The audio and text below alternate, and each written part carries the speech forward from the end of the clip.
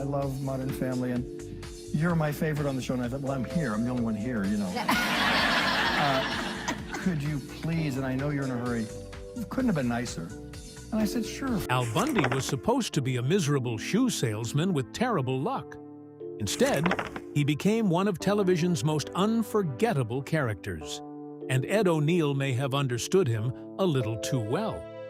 What fans saw as exaggerated comedy was sometimes pulled from surprisingly familiar territory. Well, it was a kind of a funny thing. The night that the show premiered, they showed it 3 times. They showed it, I think, at 7, 8, and 9.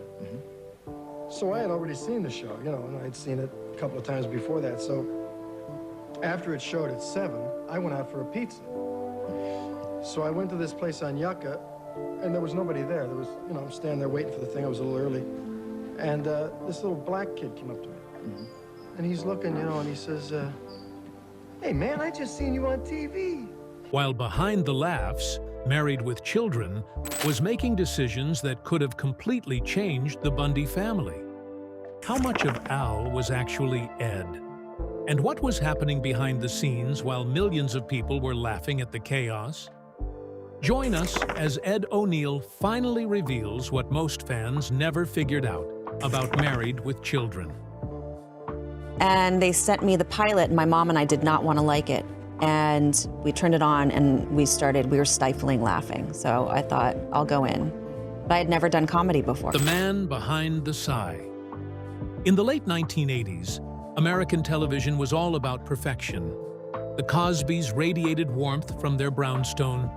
The Keatons on Family Ties debated politics with affection. Even the dysfunctional Ewings on Dallas wore tailored suits and sipped bourbon in oil-soaked opulence. Then, on April 5, 1987, a new network called Fox dropped a bomb disguised as a sitcom. Married with Children introduced America to Al Bundy, a paunchy, perpetually exhausted women's shoe salesman who hated his job and resented his family. His only solace was in the memory of scoring 4 touchdowns in a single high school football game for Polk High. The country had never seen anything like him.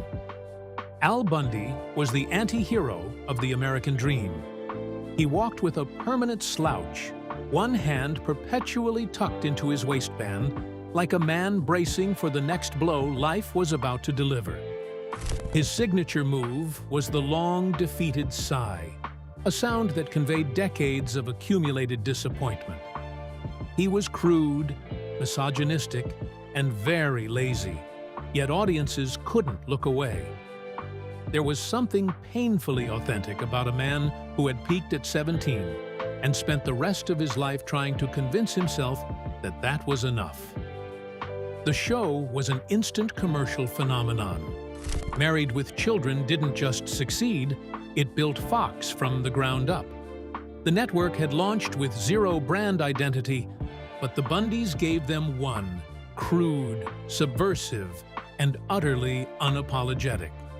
The show ran for 11 seasons and 259 episodes, becoming the longest-running comedy on Fox and one of the longest-running sitcoms in American television history. As for Ed O'Neill, the man playing Al Bundy, the fame came with a crushing weight. He became an overnight superstar, recognized everywhere he went. The public couldn't separate the man from the character. Fans approached him on the street expecting the sarcastic, defeated Al. And Ed, a classically trained actor with a background in drama, found himself trapped in a caricature of his own creation. But here's the secret the fans never knew. The genius of Al Bundy wasn't crafted in a Hollywood writer's room. It was extracted from something far more personal and far more real. A real-life Al Bundy. When Ed first read the pilot for Married with Children, he didn't see a cartoon. He saw one of his uncles, Uncle Joe, a man who seemed perpetually resigned to the fact that life would be difficult. He decided to portray this man whom he grew up observing. That uncle provided the physical and emotional blueprint for Al Bundy.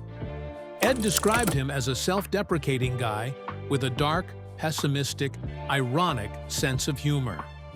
The posture, the size, the exhaustion, all of it came from watching a man who came home from work every day carrying the weight of the world. Ed once recalled a story about his aunt telling Uncle Joe something catastrophic, like having run over the family dog in the driveway, and Joe's only response was to ask what was for dinner, as if nothing out of the ordinary had happened. Ed grew up in Youngstown, Ohio, born on April 12, 1946, into an Irish-American Catholic family. His father worked in the steel mills. This was the Rust Belt in decline, factories closing, jobs vanishing, a generation of men watching the American dream slip through their fingers. Ed himself worked in a steel mill. He knew these men intimately because he was one of them. His working-class Irish background didn't just inform the performance, it made him the perfect person to deliver it. Still, Ed was adamant that Al never become a mere cartoon. He intentionally layered empathy into the performance because he knew these men weren't jokes. They were his family, his neighbors, his community. They were men who felt defeated by life, but kept showing up anyway. Ed believed that Al, in his own way, loved his family and stood by their side. He framed Al not as a slob, but as a working-class survivor, a man whose humor wasn't charm. It was armor. But how did he even get the role? Well, even the story of his audition has become the stuff of legend. In 1986, Ed was starring as the tragic, simple-minded giant Lenny Small in a Hartford stage production of the heavy drama of Mice and Men. It was during this intensely sorrowful performance that a casting director saw Ed's commanding, heavy presence and envisioned him as the anchor for a new kind of sitcom. Still, at 40 years old, Ed was a veteran of heavy theater who had spent over a decade grinding on New York stages, and the producers initially doubted he could handle a sitcom, given his strict background in intense drama. But when they asked him to walk through the Bundy home's front door, they realized there couldn't be a better choice. Unlike the other auditionees who walked through, laughing and acting like cartoon characters, Ed decided to approach the character as a tragic figure. Instead of a punchline, he let out a deep, heavy sigh and slumped his shoulders in total defeat. That was it. The producers reportedly all said at once that he was their guy. He hadn't just acted, he had summoned a lifetime of observation and dramatic depth in a single breath. And that real-world accuracy was exactly what the role demanded. But while Ed perfectly captured the essence of a dysfunctional family man, the family dynamic viewers fell in love with almost never happened. The Bundy family almost looked completely different. Most fans don't know this, but it is thanks to Ed that we have the Married with Children cast we all love today. The first episode created had a different Bundy family, or more specifically, different Bundy kids. In that unaired pilot, Tina Caspary played Kelly, and Hunter Carson played Bud. And if Ed hadn't spoken up, it would have remained so till the end. The original pilot had been shot, edited, and ready for broadcast. But something was wrong. The chemistry between Ed, Katie Sagal, and the child actors just wasn't there. There was supposed to be a certain energy in the room, but instead, it felt forced. The producers knew something was off, but it was Ed O'Neill who actively stepped in and pointed out the problem. He went to the production team and requested that Kelly and Bud be recast. The show would fail, he argued, if the family dynamic didn't feel completely authentic. Thankfully, the producers agreed and frantically began searching for the better fit. Christina Applegate and David Faustino were brought in, and the moment they sat down for their first table, read with Ed and Katie, the chemistry was undeniable. The energy was palpable, and the Bundy family, who had been written about, suddenly felt real. Christina, just 16 years old, and David, barely older, brought a chaotic, sharp-edged energy that perfectly complemented Ed's exhausted patriarch. But recasting meant the network had to make a painful financial decision: trash the original pilot and spend a massive amount of money to reshoot the entire premiere episode from scratch. Every scene with the Bundy kids had to be reshot. For a fledgling network like Fox, this was a staggering expense. But they took the risk because Ed had made them believe it was necessary. The decision paid off beyond anyone's imagination. This high-risk recast created a deep bond on set, one where Ed took his role as a television father much more seriously than Al Bundy ever did. The father Al Bundy never was. On screen, Al Bundy was a neglectful, insulting father who regularly told his children they were disappointments. But behind the scenes, Ed O'Neill was the exact opposite. He was deeply protective and fiercely committed to the well-being of his young co-stars. Christina Applegate was just 16 years old when Married with Children began.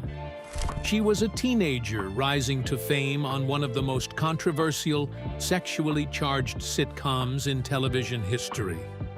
Hollywood, in the late 1980s and early 1990s, was a predator's playground, and young actresses were routinely exploited by executives, agents, and hangers-on. This put the young and beautiful Christina in a uniquely vulnerable state. Ed stepped in as a real-life father figure, and he made it his mission to ensure that she wasn't just safe on set, but safe in the wider world of the entertainment industry. He didn't do it alone. With the help of Katie Sagal, they ensured the young actors could grow up normally despite the overwhelming fame. It is hard to believe that the chaotic Bundy household we saw on camera was a real sweet family off-screen. The young actors never forgot what Ed did for them. Even decades after the show ended, they maintained a tight-knit real-life friendship. Christina has even publicly credited Ed with saving her from the usual pitfalls of child stardom. But while the Bundy household was filled with genuine love off-camera, the exact opposite was brewing across the fence with one of their most prominent co-stars: the never-ending feud. Marcy Rhodes was Al Bundy's absolute arch-nemesis on the show. Audiences tuned in religiously just to watch their explosive, insult-laden fights, which usually involved Marcy mocking Al's career as a lowly shoe salesman, and Al ruthlessly firing back with jokes about Marcy's looks, famously comparing her to a chicken. Whether they were bickering over the property line or screaming at each other in the Bundy living room, their toxic, fast-paced comedic banter became the lifeblood of the series. Now, one might think that animosity stopped once the cameras stopped rolling. But the reality would shatter that illusion. In real life, Ed O'Neill and Amanda Bearse shared a genuinely bitter, freezing feud. A feud so tense that the two actors completely stopped speaking to each other. But their relationship didn't start out that way. When the sitcom first launched, Ed and Amanda were actually great friends who shared a strong, supportive bond, frequently laughing and hanging out behind the scenes. The warmth they shared off-screen provided a safe foundation that allowed them to push their on-screen rivalry to such hilarious extremes. However, that entire foundation of friendship completely shattered during the show's third season. But how exactly did this fight start? According to Ed, it all started with a magazine cover. Back in 1989, TV Guide decided to feature the cast of Married with Children on its cover. But the magazine had a rule.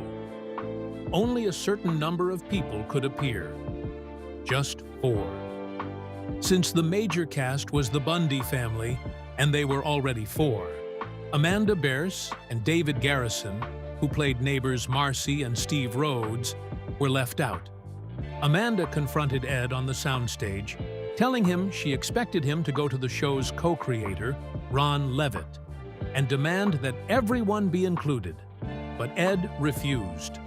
According to him, he recalled telling her he was sorry they weren't on the cover and how he wished they were, but he couldn't do anything about it or lie that he would. That single conversation poisoned their relationship for years. Amanda was hurt that her friend couldn't fight for her, while Ed was terrified that the show might lose the cover gig completely. And that was how they went from being friends to only communicating through their lines in the script. Their feud was so bad that when Amanda got married, she intentionally left Ed off the guest list and invited the rest of the main cast who attended. Because her wedding was a heavily publicized, historic same-sex ceremony, the media immediately noticed a glaring absence in the group photos. The show's main star was missing. That was when the public first realized there were deep, real-life fractures behind the scenes. It wasn't until later years that Ed expressed regret over how he handled the feud. He admitted the role his own stubbornness played and how he wished he had handled the drama with more maturity. But the drama backstage never affected the show, and the show remained a major part of Fox's lineup, which makes what happened next the worst kind of betrayal. The cancellation nobody saw coming. After 11 seasons and 259 episodes, Married with Children was at the height of its cultural dominance. Then, in April 1997, Fox executives made a sudden, shocking decision: cancel the iconic series overnight. The official reasons were rising production costs and declining ratings. But in reality, Fox had moved the show's time slot multiple times, undermining its viewership. It wasn't the cancellation that hurt the cast the most. Rather, it was how they found out. Ed O'Neill discovered the news in the most cinematic way imaginable. He was back in his hometown of Youngstown, Ohio, staying at a quiet bed and breakfast near the university, completely disconnected from the Hollywood machine. It was a beautiful day, and he was standing outside when a car pulled into the driveway. The vehicle had "Just Married" signs hanging off the back, tin cans and all. A random couple, still in their wedding gown and tuxedo, stepped out of the car. The groom recognized Ed immediately, and while Ed congratulated them on their marriage, the bride dropped the bomb. "We're so sorry about your show." Ed was confused, and that was when the groom realized Ed had no idea the show had been canceled and was being announced on the radio. That was how the star of the show found out his role of 11 years had been snuffed out. Every member of the cast was furious and heartbroken. No one from Fox ever called any of them. Christina Applegate recalled finding out from a guy who knew a guy who worked for her assistant. What hurt her most was that they never got a chance to say goodbye. Because Fox canceled the series abruptly, out of production order, the show didn't wrap up with a nostalgic look back or an emotional resolution for the Bundy family. Instead, the historic 11-season run ended like any other standard: Bizarre Monday, with an episode titled Chicago Shoe Exchange. Al Bundy was seen desperately trying to barter mall goods for a massage chair, while Kelly accidentally paralyzed Bud with an improper massage technique. The way the show ended left a bitter taste in Ed's mouth regarding Hollywood networks. Though Fox denied Ed a grand television send-off, Hollywood would eventually correct this mistake years later by carving his legacy permanently into the Californian concrete. The Last Laugh. Fast forward to August 30th, 2011. A revered older Ed O'Neill finally got his due from the industry when he was awarded a star on the Hollywood Walk of Fame. It was a massive celebration of a career that had outlasted the brutal politics of Hollywood. To celebrate his legacy, his iconic television wives, Katie Sagal from Married with Children and Sofia Vergara from Modern Family, stood proudly by his side. But the organizers had cooked up a final, hilarious real-life Easter egg for the ceremony. Ed's star was intentionally placed directly in front of a DSW shoe store. The man who spent an entire decade playing a character trapped in shoe-selling hell was now permanently cemented outside a storefront for eternity. The irony was so exquisite that it felt like a cosmic joke written by the show's own writers. That star did more than just trigger a footwear gag. It marked the official breaking of the dreaded sitcom curse. In Hollywood, playing a character as influential as Al Bundy for 11 years is usually a career death sentence. Typecasting is a terminal disease in the industry. For years, casting directors refused to see Ed as anyone other than the cynical hand-in-waistband salesman. To break the curse, Ed spent a grueling decade running away from comedy.